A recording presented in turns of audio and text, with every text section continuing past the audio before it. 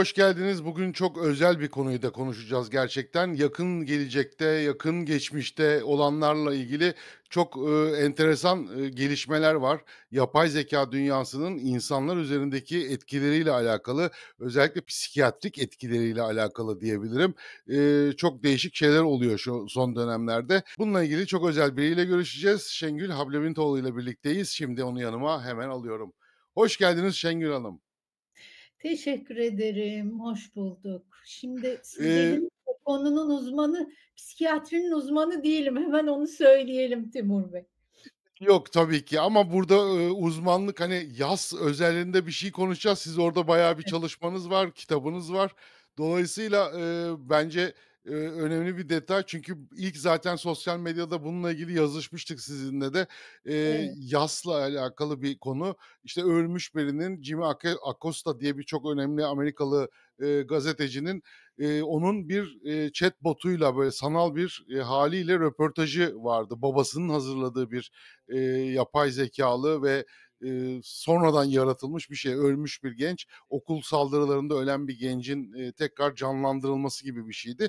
O sanal, karakterle yapılan röportaj bayağı ses getirmişti. Yani ölen insanların tekrar, yakınlarımızın özellikle karşımıza getirtilmesi ve onunla sohbet etmemiz ne kadar sağlıklı, ne kadar sürdürülebilir ya da nerede dur demek lazım buna bir yere kadar. Yani buna alışabilir de insan. şimdi tabii aslında sağlıklı, hani, onu tırnak içinde söyleyelim. O kadar değişken ki bu, o yüzden birçok, insani durum için sağlıklı, sağlıksız kavramını kullanmıyoruz artık Timur Bey. Bizi nasıl etkiliyor? O etkiler nelere yol açıyor? Biraz o şekilde ifade etmeye çalışıyoruz diyeyim. Çünkü sağlıklı, sağlıksız dediğimizde bir niteleme yapmış oluyoruz. Yani bu yanlış, bu doğru gibi netlik ortaya koymuş oluyoruz ama, bu konuşacağımız konunun, çok boyutu var. Net olan tarafları var, net olmayan tarafları var. O yüzden, sağlıklı mı? Ne kadar sağlıklı? Ne kadar sağlıksız? Bu çok tartışmaya açık bir şey. Onu Ya, söylemiş olayım. bir de araya gireceğim. Şu anda o kadar havada ve yeni tanıştığımız bir şeyle, karşılaştık ki ve, insanlar hayatlarına ne kadar sokacağını, ne kadar sokmayacağını da bilemiyor, ne yapacağını da bilemiyor.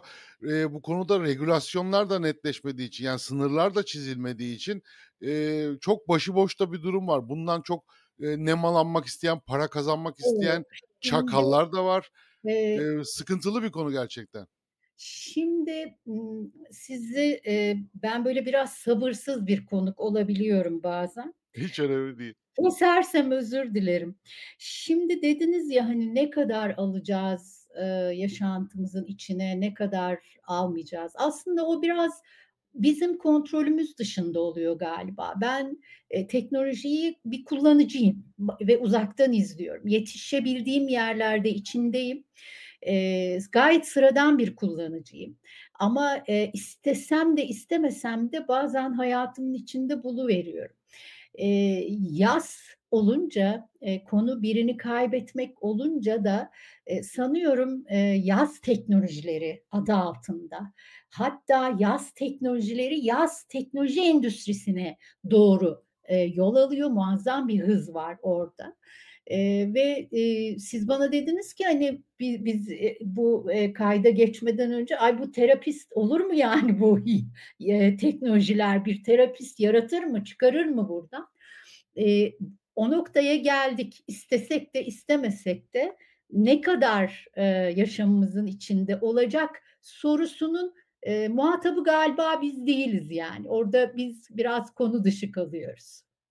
Ben orada bir, araştırma yaptığımda şöyle bir veriyle de karşılaştım.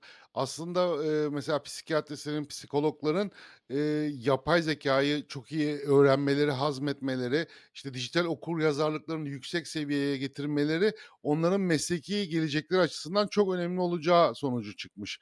Yani, bu araç olarak kullanarak, bilgi birikimleriyle birlikte insan dokunuşuyla çok daha verimli olacağı söyleniyor. Hatta, şuradan bakacağım o notuma da, 2030 yılına kadar, yapay zekâ destekli, bu chatbot sektörünün de, Şu anda mesela 1,13 milyar Amerikan doları büyüklüğünde, 2030'da 5,08 milyar dolar büyüklüğüne geleceği öngörülüyor. Yani bu işin büyüyeceği kesin, hayatımızda olacağı kesin. Eee, Ama burada şöyle sıkıntılar da yaşanıyor. Yani çocuklar özellikle çok kritik bir alan. Yani, arkadaş yapıyorlar kendilerine onu. Çünkü bir de dal kavuk gibi bir durumları da var ya, bir şey söylüyorsun, "Evet, haklısın." Hep "Evet, haklısın." takdir ediyor seni. Dolayısıyla çocuklar da bunun hoşuna gidiyor tabii. Ne dese haklı. Annesiyle kavga ediyor, ChatGPT ile konuşuyor. Annesinin haksız olduğunu, kendinin haklı olduğu sonucunu çıkartmasını sağlıyor ve aslında bir şeyleri yanlış, öğrenmeye de başlıyor.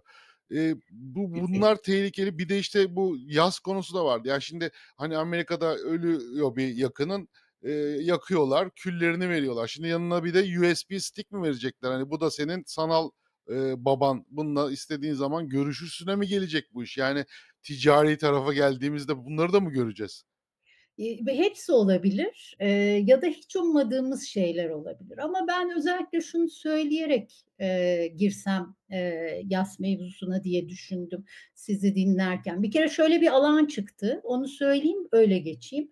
Siber psikoloji diye bir alan çıktı. Yani psikolojinin bir alt alanı, gelişti bütün bunlar olurken. Şimdi bu kaçınılmaz bir biçimde oldu.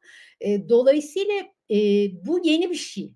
Bir sürü şey öğrenmesi gerekecek şimdi, alandaki, ruh sağlığı alanındaki insanların, dijital teknolojilerin, internetin, sosyal medyanın, yapay zekânın, sanal gerçekliğin olduğu bir yerde insan davranışı, düşünme biçimleri, insanın kimlik gelişimi ve aynı zamanda ilişkiler, hem bireysel hem toplumsal ilişkiler bambaşka bir, şekle büründü. Dolayısıyla bunu inceleyen, bununla çalışan da bir psikoloji alt alanı ortaya çıktı. Siber psikoloji diye geçiyor. Özellikle de dijital yas ve ölüm teknolojileri, siber psikolojinin, temel çalışma alanlarından, birine, dönüştü. Ölen kişilerin, sosyal medya hesaplarının anı sayfalarına dönüşmesi, avatarlarla sizin açarken söylediğiniz gibi yeniden iletişim kurma, deneyimini, ama bunun insani tarafını destekleyen bir psikoloji alt alanı gelişmek zorunda kaldı, Timur Bey. Bu kaçınılmaz. Yani dedim ya, hani, istesek de istemesek de hem büyük bir endüstri yarattı hem de hayatlarımızın, içine sızdı. Bunu çok durabileceğimizi düşünmüyorum ben. Siz bana şey demiştiniz, yapay zeka terapist olabilir mi? Şu anda yapay zeka bir terapist işlevi görüyor. Ama ben, şöyle söyleyeyim, bu tabii bir de şöyle bir şey var. Sadece bizim tartıştığımız bir şey değil. Bütün dünya bunu konuşuyor. Mesela geçen gün Tabii. şöyle bir şey vardı. Hangi meslekleri ortadan kaldıracak? Birçok meslek sayılmış. Bunlardan biri de ruh sağlığı alanındaki, çalışanlar.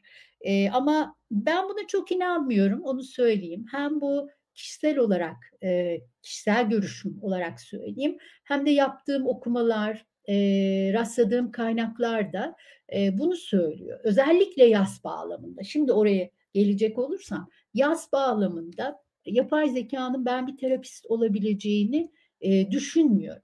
Ama şimdi bunu söylerken de çok taraflı tartışmak lazım bunu yani.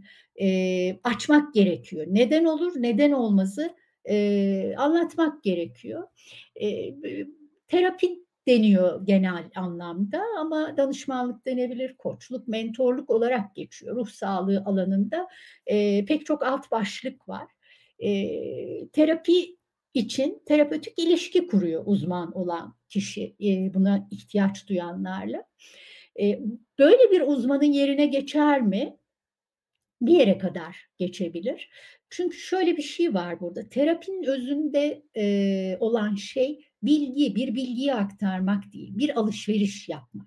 Evet, yapay zekâ bu alışverişi yapıyor mu kişiyle? Yapıyor ama onu da bir yere kadar yapıyor. Şimdi bütün bu söylediklerim henüz ama. Her bir cümlenin sonuna henüz eklemem gerektiğini Bugün böyle. evet, hissederek bu cümleleri kuruyorum. Şimdi burada şöyle bir şey var. Emm terapötik ilişkinin özünde bir insanın başka bir insana sunduğu canlı, karşılıklı ve duygusal bir iletişim var. Şimdi bunun içine pek çok, terminoloji var, terapide kullanılan. İşte aktarım, karşı aktarım, işte sessizlik, duygusal nüanslar, beden dili, göz teması gibi şu anda sayabildiklerim bunlar. Pek çok unsur var. Şimdi yapay zeka yine henüz diyorum bunları üretemiyor. Yani bir insanın yerine terapötik bir ilişkide bunları üretemiyor. Ne yapıyor ama yapay zeka? Destekleyici bir araç sağlıyor. Çünkü burada şöyle bir şey var. Özellikle yaz sürecinde, kişiler için çok mahrem hisler, çok mahrem düşünceler olabiliyor. Bunu doğrudan bir başkasına açmaktan kaçındığı şeyler olabiliyor. O zaman önemli, destekleyici ve, bunu da yine tırnak içinde söylüyorum, ne kadar mahremiyeti koruyor, o da yine bugün tartışmalı. Çünkü şöyle bir Zaten şey var. orada da OpenAI'ın CEO'su Sam Altman kendisi söylüyor. Yani, "O kadar da özelinizi, bilginizi, datanızı vermeyin ona." diyor. Çünkü Yani, insanlar orada verdikleri yanıtların Google'lanabilir olduğunu da sonradan, kendi yanıtlarının, Google'lanabilir olduğunu da keşfettiklerinde aslında o kadar da mahrem olmadığını da görüyoruz. ya da Google'lanmasa bile yapay zekâ şirketinin bu verileri işleyerek Evet, kullanabilme evet. durumundan, bir Eee, endişe duyuluyor. Ama işte onu yine yapay zekâ yapmıyor da onu yapan, kim yapıyor? İnsan galiba bunu Ya, onu yapıyor. yöneten tabii ki bir Evet, insan şimdilik. onu şimdilik, şimdi yine hep henüz diyerek konuşmak zorundayız. Dolayısıyla ben, şöyle söyleyeyim, hani, çok uzattım hakikaten, teknoloji kısmı benim, ilgilendiğim, dolaylı ilgilendiğim bir şey ama şöyle bir şey var. Özellikle yaz sürecinde, yapay zekânın tamamen dışlanmasını ben, düşünemiyorum. Böyle bir şey olamaz. Bir destekleyici araç. Neden? Çünkü her şey bir kenara, her şeyini bir kenara bırakalım, sağladığı bütün olanakları. Bir kere anılarınızı o ortamda saklama ve organize etme, olanağınız var. Çok önemli başka bir şey var. Yaz sürecindeki geride kalan kişiye bilgi ve kaynak sunma, olanağı var. Pek çok, insan buna ihtiyaç duyuyor. "Ben şimdi ne yapacağım?" sorusunu bir yapay zekâya sorabilirsiniz. O anda organik, terapötik bir bağ kurabileceğiniz bir uzmanla yan yana gelemeyebilirsiniz ve Ya aynı. da şöyle de bir şey var. Belki de, zayıf hâlini kimseye göstermek ve söylemek istemeyecektir. Her şey mümkün. Burada tabii şöyle bir şey var. Çok iyi bir yere aslında siz işaret ettiniz. Özellikle yaz sürecinin kayıptan sonraki ilk zamanlarında kişi çoğu zaman izole olmayı ister. Sessizleşir, ve uzak kalmayı ister. Ama bu herkes için geçerli değildir. Kimi de daha fazla sosyalleşerek, daha fazla insanla Kafasını temas dağıtmak ister. ederek, evet, bu süreci, geçirmek isteyebilir. Dolayısıyla bir yandan insanların geçici olarak yalnızlık hissini, azaltırken bir yandan da izole olarak bu süreçte kalmalarını sağlıyor. Dolayısıyla her ikisine de olanak sağlayan bir şey yapay zekâ bu noktada. Evet, bir terapötik ilişkinin yerini almaz. Bu bir destek aracıdır. Neden? Çünkü kayıp yalnızca bilgiyle çözülen bir süreç değildir. Yaz sürecine kişilerin duygusal tanıklığa ihtiyaç vardır. Bir karşı Zamana ihtiyacı vardır. Evet, zamana ihtiyaç vardır. Karşılıklılık gerekir ama en önemlisi, şefkatli bir eşlik gerekir. Şimdi buralarda yapay zekâ aksar. Ne diyeyim? Biraz aksar. Tamamen demiyorum yine henüz, bunu söyleyeyim. Dolayısıyla şunu net söylemek istiyorum ben. Yapay zekâ, terapist olamaz ama yaz sürecinde sınırlı destekleyici bir rol üstlenebilir. Geçici bir Eşlikçi. eşlikçi olabilir ama bu eşlikçilik, bir yere kadar şefkate, merhamete yer verir. O nasıl, yazılımı nasılsa onu o çerçevede olabilir. Kaynaklara yönlendirir, bilgiyi sağlar. Ama geçici teselli sağlar ama bunun dışında gerçek bir, terapist, rolü üstlenemez.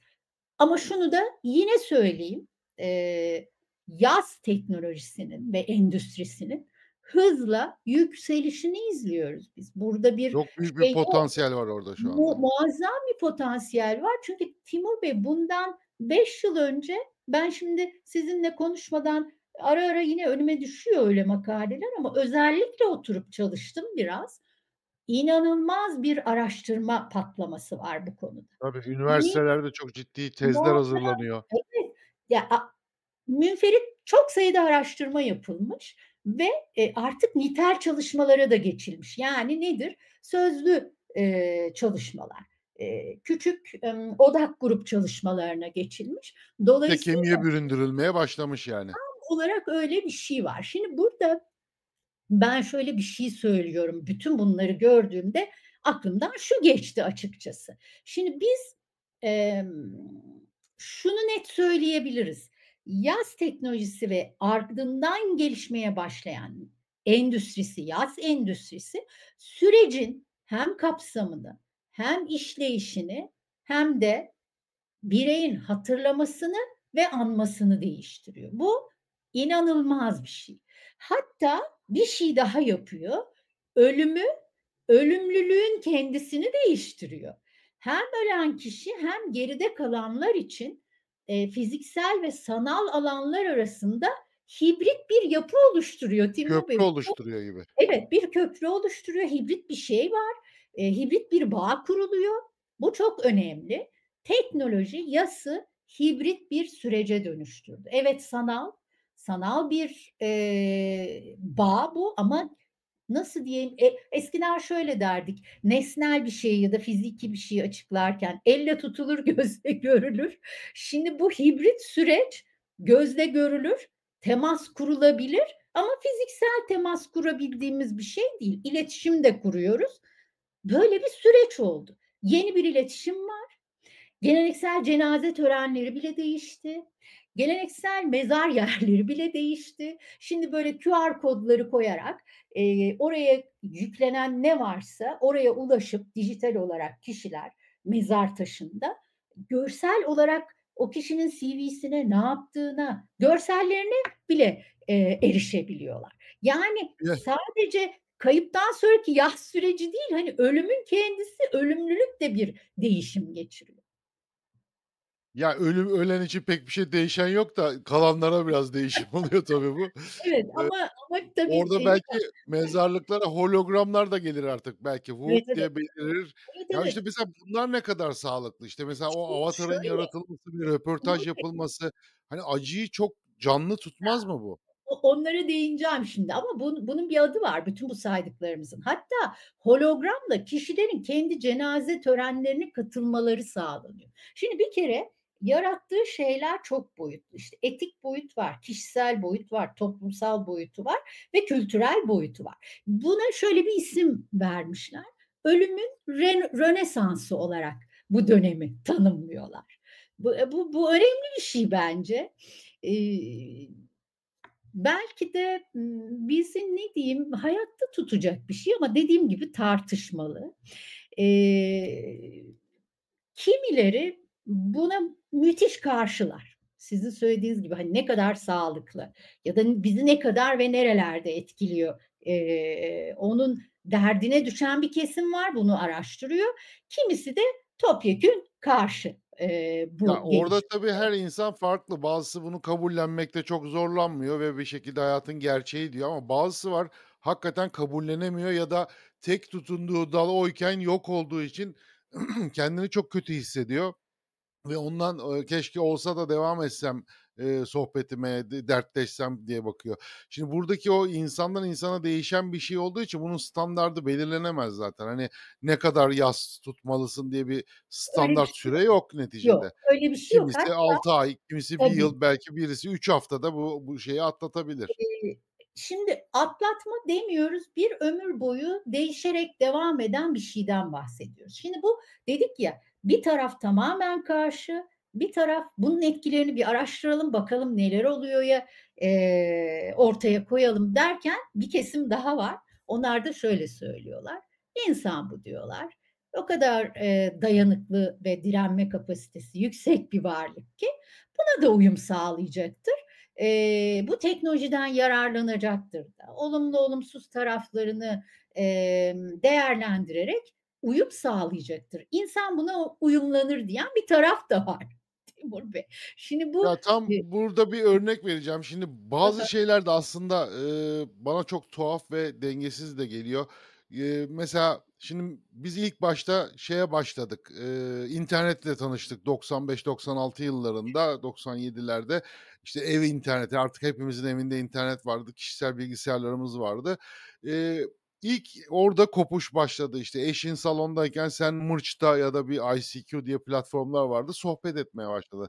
Bir dijital dünyaya kapanıyorsun. Karşında bir insan olduğunu biliyorsun o zaman, onunla sohbet ediyorsun. İşte, sonra cep telefonlarının daha akıllanmasıyla, daha da bireyselleştik, daha da kapandık. Bilgisayarlar, tabletler, bilmem ne derken internetin de hızlanması, bir de bunun üzerine yapay zekânın da, hani, böyle kademeli olarak gelmesiyle aslında hep böyle kendi küçük kutucuklarımızın içerisine kapanmaya başladık. Eee ve bu bizi birazcık bence yozlaştırdığını da düşünüyorum. Hani duyguları da, mesela aile kavramını da, her şeyi de. Geçen gün sosyal medyada bir video gördüm mesela, aklım çıktı. Babaannesi, dedesinin mevlidi var işte. Helva, pilav, işte keşkek yapmışlar. Şimdi kısık sesle çocuk şey diyor, "Şimdi babaannemle dedemin mevlütündeyiz.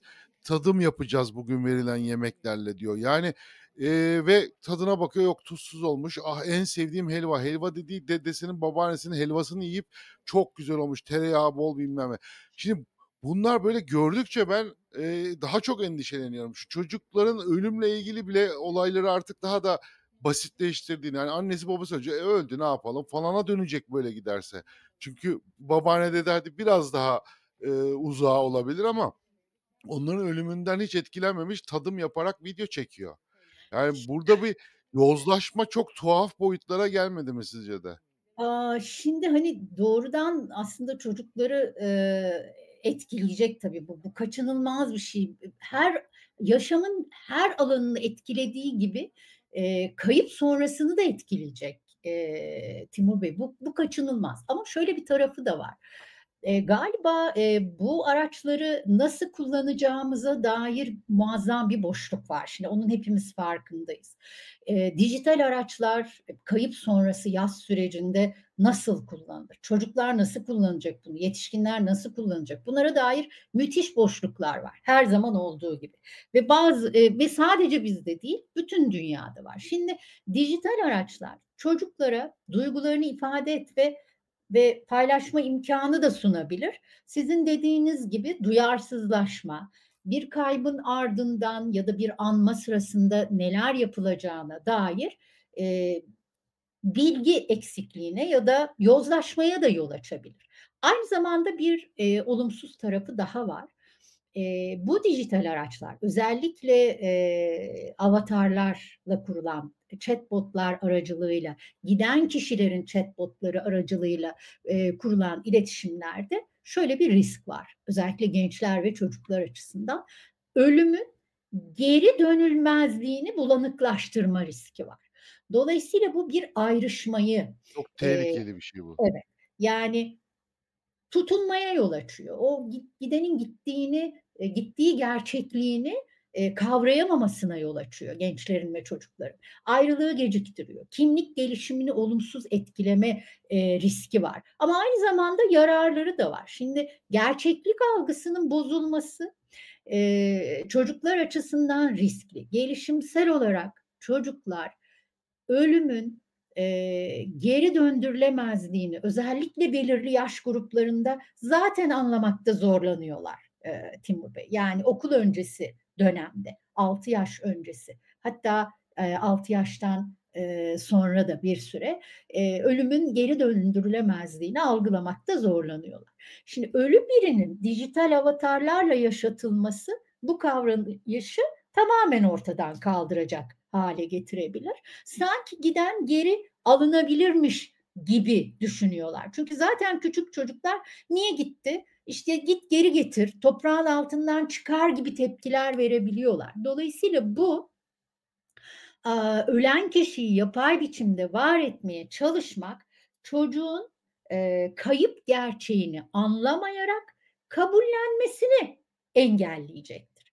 Bu da yasın beklediğimiz, olması gereken, ben çok bu kavramları yani böyle ifade etmem, böyle kullanmam olması gereken gibi diye. Ama kaybın yaz sürecinin, kayıptan sonraki yaz sürecinin kendine özgü doğal bir ayrışma, ayrılma ne diyeyim doğası var, Ritüeli var. ritüeli var. Bu ayrılık sürecini erteleyecek, orada kalma, takılı kalma. Hadi bilimsel Asılı kalacak, yani ifadeyle arafta evet, kalmak gibi, böyle arafta var kal. mı yok mu gibi. Evet ve uzamış yas diye son zamanlarda literatüre giren bir semptom diyelim ya da yas türevi diyelim. Böyle bir riski artıracak, uzamış yasa yol açacak. Kimlik gelişimine etki edecek bir şey. Özellikle çocukların, gençlerin ölümün doğallığını kabul edebilmeleri kimlik gelişiminin bir parçası. Bunu algılayabilmeleri. Yapay bağlar üzerinden yas sürecinde olmak ölümün insan yaşamındaki yeriyle ilgili bir anlayışın gelişmesinin önüne geçecek. Bu ne kadar doğru? Bu çok tartışmalı.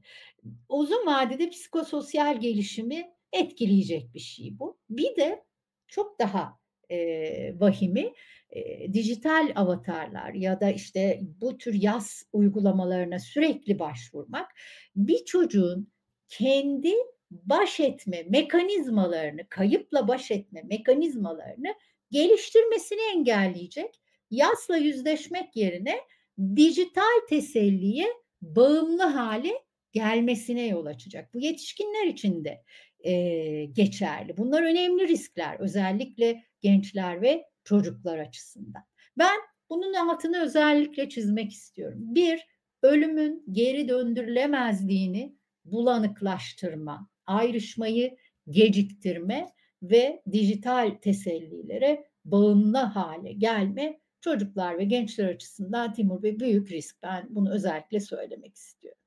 Söylüyorsunuz, çok haklısınız. Ben de katılıyorum.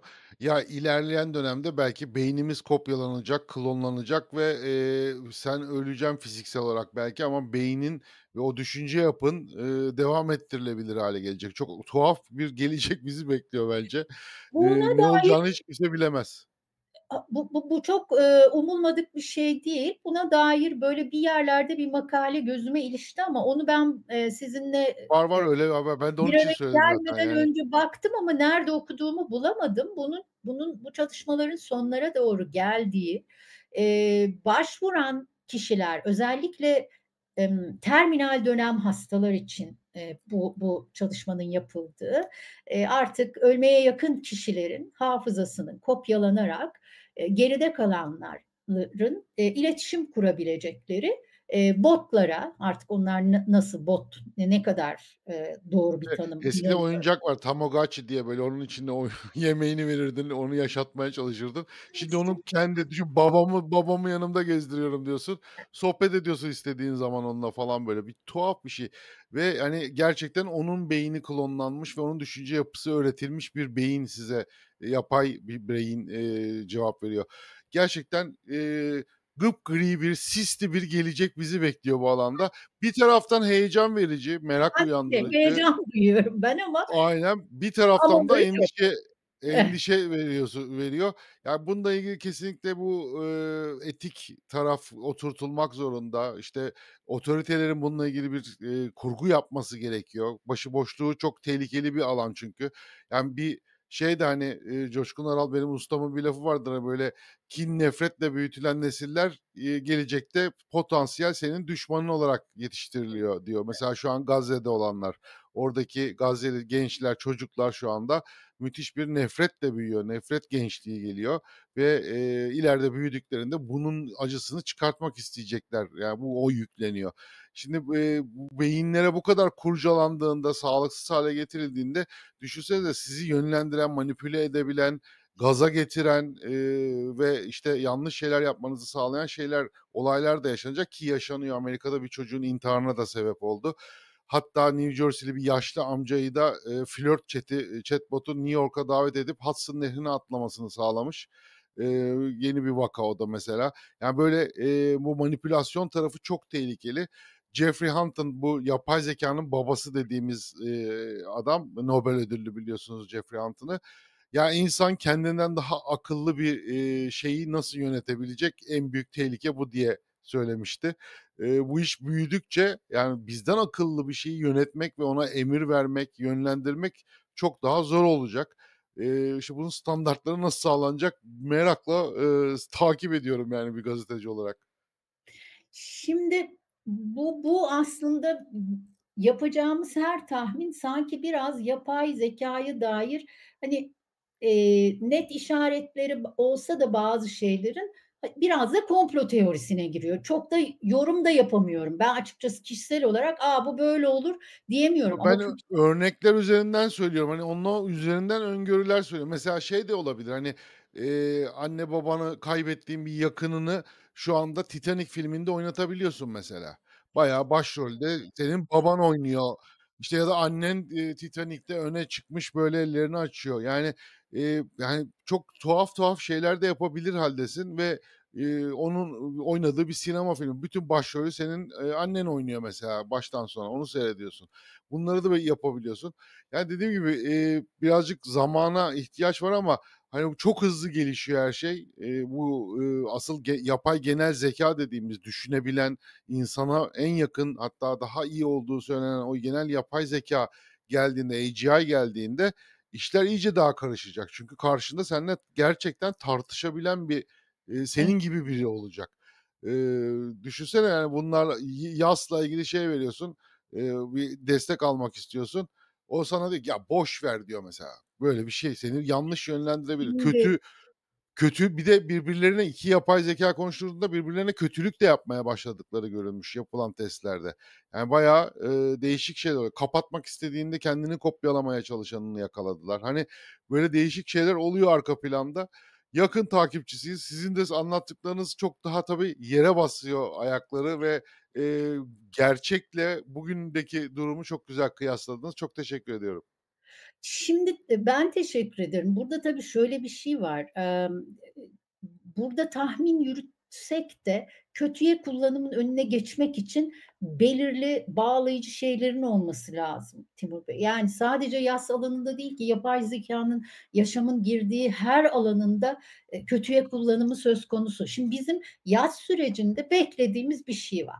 Biz hep şunu anlatıyoruz. Yas alanında çalışan kişiler hep şuna vurgu yapıyorlar Timur Bey. Diyorlar ki yaz süreci bizi değiştirir, dönüştürür. Bizi evrimleştiren bir şeydir kayıp yaşamak. Acı verici bir deneyim olsa da kayıp, sevdiğimiz birini kaybetmek ya da işte nesnel bir şeyi kaybetmek bizim kimlik gelişimimiz, psikolojik dayanıklılığımız, yaşamın geçiciliğine dair farkındalığımız açısından bizi evrimleştiren bir şey, dönüştüren bir şey. Bu süreçte ölüm ve yaz teknolojileri geçici teselli sağlasa da sizin, vurguladığınız şey önemli. Sorumsuzca ve kötüye kullanıldıklarında yasın doğal akışını bozarlar ve uzun vadede olumsuz etkileri olacaktır. Bir kere bu kaçınılmaz. Bu tür teknolojilerin ortaya çıkış fikri şu: ölen kişinin yerine geçmek değil aslında. Yani bu Tabii, değildi ilk ortaya çıktıklarındaki hedef bu değildi. Ölen kişinin yerine geçsin istenmemişti. tabii, tabii. Sadece yas tutan kişinin bu kaybı kabullenme, anılarını saklama, yokluk karşısında ben bu, kavramı çok kullanır ve önemserim. Varlık ilişkisinden yokluk ilişkisi kurmayı inşa ediyoruz biz yas sürecinde. Devam eden bağlar kuramı diye bir kuram var yas sürecine dair. Yokluk karşısında yeni bağlar kurarak bir anlam inşa ediyoruz. Bir nevi kayıptan sonra biz yoklukla uzlaşıyoruz. Bunu desteklemek amacıyla ortaya çıkmıştı ama bugün, sürecin kendisini değiştiren bir şeye dönüştü yaz teknolojileri. Ben bunu çok önemsiyorum. Bunu böyle Hani, böyle kocaman kocaman söyleyelim, tekrar edeceğim bunu.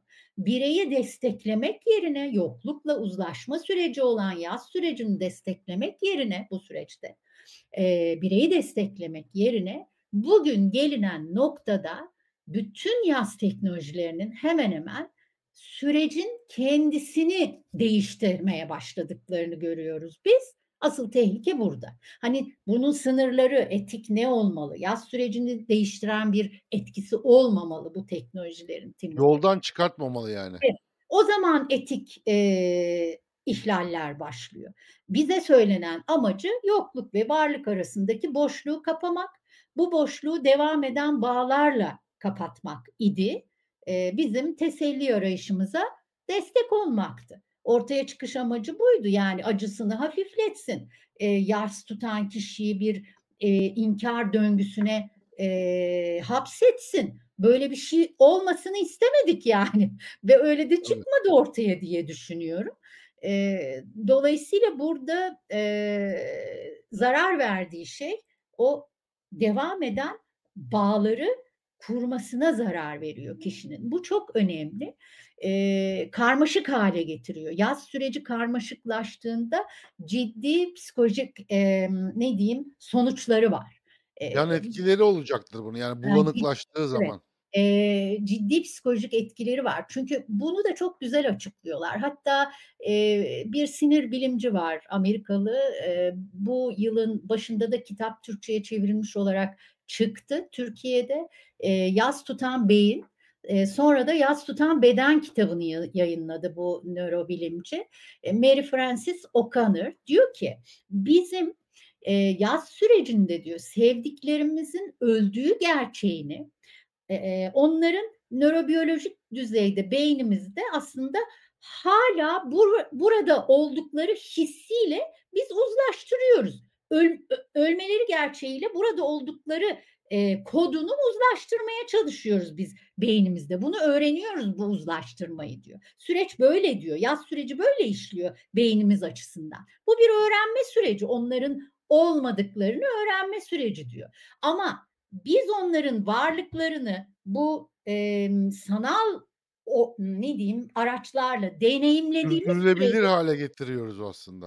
şöyle oluyor diyor, onların yaşama devam ettikleri anlamına geliyor. Bu sefer, nörobiyolojik kodlarımız da karışıyor diyor. Bence bu çok önemli. Tarihin her döneminde, hani, şu çocukken yapardık falan ama bunun ciddi bir biçimde bir, sektör olduğunu biliyoruz. Her döneminde tarihin tüm kültürlerde insanlar ölen sevdikleriyle bağlantı kurmaya çalışmışlar. İşte, Tabii. medyumlara gitmişler, bir sürü şeyler yapmışlar. Tabii, tabii. Ama şimdi öyle değil. Bunun en belirgin ve ilk örneği, sizinle de daha önce konuşmuştuk. 2020 yılında Güney Kore'de bir belgesel hazırlanırken, nadir görülen bir hastalık nedeniyle 10'lu yaşlarında kızını kaybeden bir anne var. Ona, bir, sanal gerçeklik gözlüğüyle yapılandırılmış bir deneyim yaşattılar. Onunla tekrar sarıldığını, bir araya geldiğini gördü, anne, ve kızının, kaybını biraz daha kolay o süreci geçirmesine, yardımcı olmayı amaçlamışlardı ama bu çok endişeyle karşılandı, çok eleştirildi o süreçte. Dolayısıyla bu, tartışmalı bir şey. Evet. Ve Uzun sürede bu konuyu tartışacağız gibi de geliyor bana. Daha var evet, ya, bunun bitmez bu evet. konu. Hatta şöyle bir şey, söylüyorlar. Eee, yakın zamanda çıkmış bir kitap var. Bütün Hayaletler Bir Makinede diye bir kitap yayınlandı Timur Bey. Elaine Kasket kitabın yazarı ve, şöyle, kitabın açılışını şöyle yapıyor. Ölülerin daha önce hiç bu kadar konuşkan olduklarına tanık olmamıştık diyor kitabın açılışını yaparken. Ve, bütün bu olanlara dijital reenkarnasyon diyor. Önemli bir şey, ve, insanları psikolojik açıdan daha kırılgan hâle getirme potansiyeli var bütün bunların. Çünkü en önemli nedeni, eee, iletişim kurulan bu teknolojik araçların hem ölü hem de sahte olduklarını söylüyor. Hiçbir zaman gerçek bir varlık olamayacaklarını söylüyor. Ne kadar ölen, kişi yaşıyormuş gibi temsil eden avatarlar, sohbet botları, işte hologramlar olursa olsun.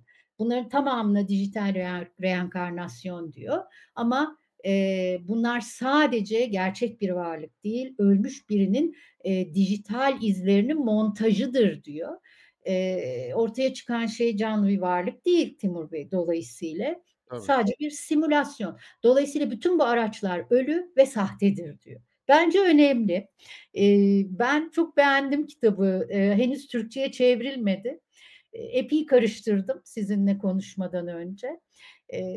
Burada çok önemli bir şeye de vurgu yapıyor. Diyor ki, kaybın bütüncül bağlamını kişinin göz ardı etmesine yol açıyor kurulan dijital etkileşim Aynen öyle.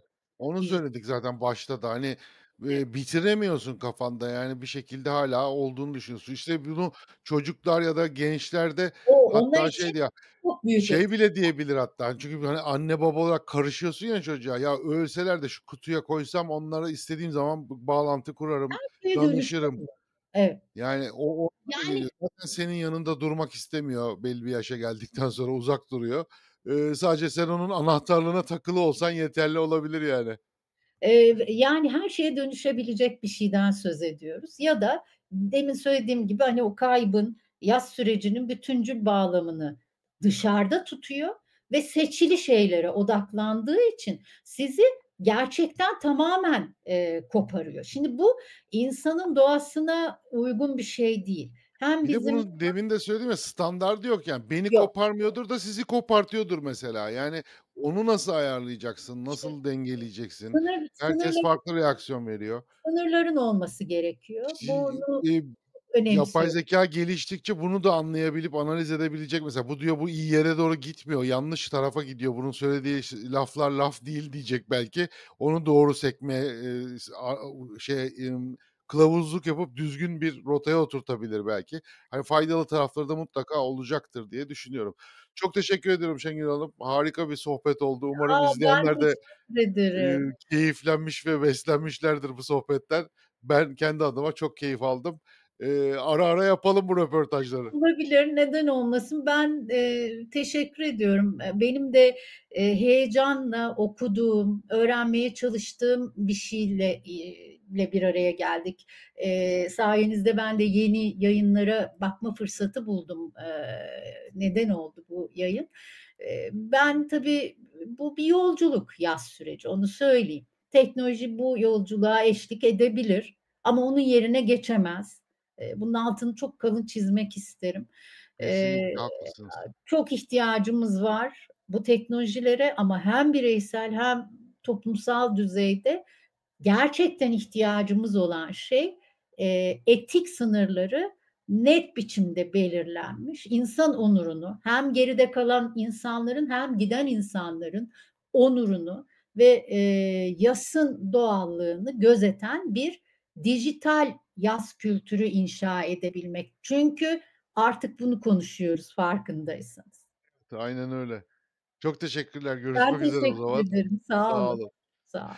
Evet, yeni röportajlarda görüşmek üzere. Videoyu beğenmeyi, paylaşmayı, siz de yorum kısmına yorumlarınızı yazmayı lütfen unutmayın. Yeni videolarda görüşmek üzere. Hoşça kalın.